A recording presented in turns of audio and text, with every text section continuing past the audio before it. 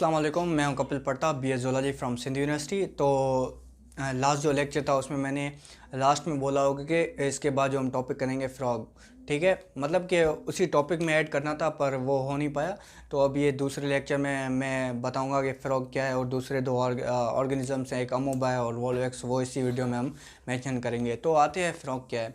तो बेसिकली जो फ्रॉग एक मल्टीसेलुलर ऑर्गेनिज्म है। इसका जो साइंटिफिक नेम है वो है राना टेगरीना, ठीक है। और इसे कॉमनली हम फ्रॉग ही कहते हैं। ये एक मल्टीसेलुलर ऑर्गेनिज्म है, जबकि ये जो ऑर्गेनिज्म है या फिर ये फ्रॉग है, ये जो है वो पानी में भी रहता है और लैंड में भी रहता है। और ऐसे जानवर जो पानी में भी रहते हो और ज़मीन में भी रहते हो तो हम उसे जो है एम्फीबियंस कहते हैं, या जो ऑर्गेनिजम्स मीन्स से डुअल लाइफ गुजार सकते हैं, जैसे वो पानी में भी रह सकते हो और लैंड पे भी।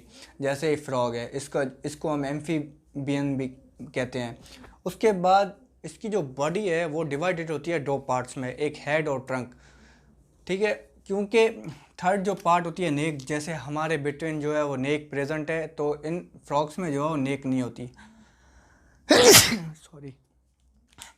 उसके बाद इनकी जो बॉडी होती है उनमें एक पर्टिकुलर ऑर्गन सिस्टम होता है, जैसे कि हमने यूनिसेलुलर में पढ़ा था कि एक ही ऑर्गेनिज्म है, सेल है, हम उसको ही एक ऑर्गेनिज्म कह रहे हैं, यूनिसेलुलर ऑर्गेनिज्म, ठीक है। वो सारे फंक्शन सेल ही कर रहा है, पर इसमें क्या है, ऑर्गन सिस्टम पूरा मौजूद है, मतलब कि डिफरेंट डिफरेंट फंक्शंस जो है डिफरेंट डिफरेंट सेल्स करते हैं, ठीक है। उसके बाद हम आते हैं जो इनके ऑर्गन्स हैं वो जो है वो टिश्यूज़ के बने हुए हैं। किस किस टाइप के tissues, such as glandular tissues, muscular tissues, epithelial tissues. Epithelial वो टिश्यू है जो स्किन बनाते हो, मस्कुलर टिश्यूज़ वो हैं वो मसल्स बनाते हैं, और ग्लैंडुलर टिश्यूज़ वो हैं जो ग्लैंड्स बनाते हैं। और जो हमारा जो फ्रॉग है वो जो बेसिकली जो है वो फीड करता है ऑन स्मॉल इंसेक्ट्स है, उन पे फीड करता है, ठीक है। उन पे जो इनकी न्यूट्रिशन है वो सिंपली जो है वो स्मॉल इंसेक्ट्स होते हैं।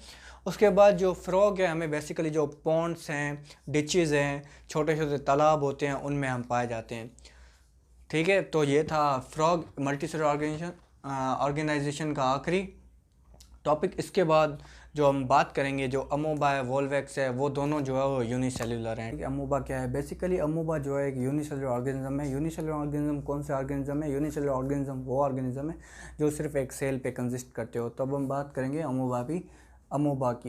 एक यूनिसेलुलर ऑर्गेनिज्म है जो हमें कहाँ पाया मिलता है, जो हमें मिलता है सैलो वाटर में, mud of the shallow water में। अब सैलो वाटर में किसे मिलते हैं? सैलो वाटर हम उस वाटर को बोलते हैं जो ज़्यादा डीप नहीं होता, ठीक है। ज़्यादा डीप भी ना हो और ज़्यादा मीन्स के कम भी ना हो, तो उससे हम सैलो वाटर कहते हैं। तो जो अमोबा है वो बेसिकली उसकी साइज़ जो है वो 0.225 मिलीमीटर होती है, और इनकी शेप जो होती है इरेगुलर होती है।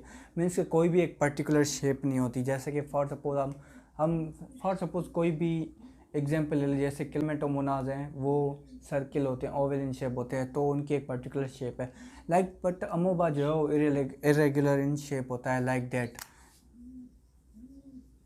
मीन्स कोई भी शेप उठा ले, इरेगुलर शेप, वो अमोबा की शेप हो सकती है, ठीक है, लाइक दैट। तो अमोबा जो है वो जो है उसका जो साइटोप्लाज्म है वो का जो होता है कवर्ड होता है या बाउंडेड होता है बाय एक मेम्ब्रेन के साथ, जिसे हम सेल मेम्ब्रेन बोलते हैं। और सेल मेम्ब्रेन जो हेल्प करती है मूवमेंट ऑफ मॉलिक्यूल्स में, और उसके अलावा इसका जो साइटोप्लाज्म होता है उसको प्रोटेक्ट भी करती है। मूवमेंट ऑफ मॉलिक्यूल्स मतलब कि साइटोप्लाज्म और जो एक्सटर्नल एनवायरनमेंट है उनके बीच में जो भी मूवमेंट होती है मॉलिक्यूल्स की, वो with the help of cell membrane होती है। उसके बाद हम बात करेंगे साइटोप्लाज्म। तो साइटोप्लाज्म क्या है? बेसिकली साइटोप्लाज्म होता है जो अमोबा में होता है, वो डिवाइडेड होता है टू पार्ट्स में, एक एक्टोप्लाज्म होता है, एक एंडोप्लाज्म होता है। जो एक्टोप्लाज्म वो एक क्लियर शेप होता है, मीन्स के क्लियर एंड ट्रांसपेरेंट, मतलब कि लाइक शीशे की तरह होता है, ठीक है। उसके बाद जो उसका इनर पार्ट है जिसे हम एंडोप्लाज्म कहते हैं, उसमें सॉल्यूशन मौजूद होता है, तो वो क्लियर और ट्रांसपेरेंट नहीं होता।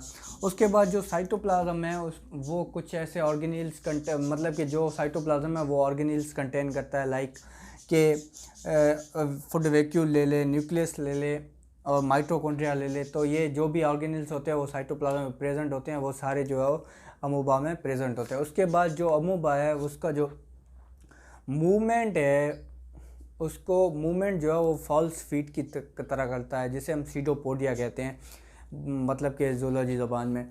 तो सीडोपोडिया या फॉल्स फीट लाइक डेट के मूवमेंट कर रहा होगा, पर हमें मतलब कि जैसे हमारे लेग्स हैं, हम जो है हम मूवमेंट करते हैं with the help of legs, but ये मूवमेंट करता है हमें पता नहीं चलेगा कि ये विद द हेल्प मतलब कि फॉर एग्जांपल किसके मदद से मतलब कि मूवमेंट कर रहा है। तो ये सीडोपोडियाज होते हैं जिसके हेल्प से ये जो है वो मूवमेंट करता है, जिसे हम जो है फॉल्स फीट का नाम भी देते हैं और जूलॉजी में उसे सीडोपोडिया कहा जाता है।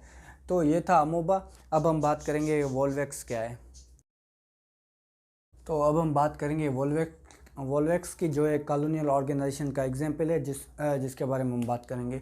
तो बेसिकली जो वोल्वेक्स है उसको पॉलीफाइलेटिक कहा जाता है। इसको पॉलीफाइलेटिक इसके लिए कहा जाता है कि इसके जो है वो बहुत सारे एंसेस्टर्स हैं।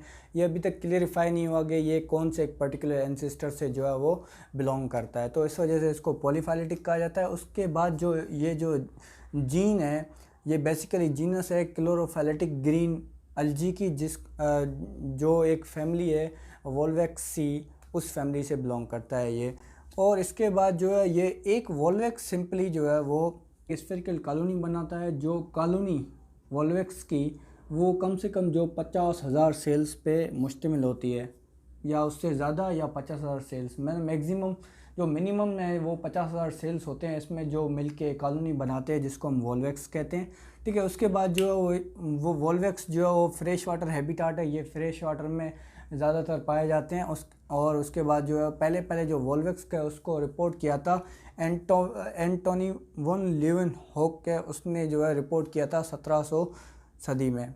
वोल्वेक्स बेसिकली जो है इसको एक टाइम पे जो अलजी भी कहा जाता था, जो वो इकट्ठे रहकर एक कॉलोनी बनाते हैं जिसे हम वोल्वेक्स कहते हैं। ठीक है, उसके बाद जो वोल्वेक्स होता है उसे जो है वन पेयर ऑफ फ्लैजिला भी होते हैं जो इनको जो पानी में रोल करने में हेल्प करते हैं या मूवमेंट करवाने में हेल्प करते हैं।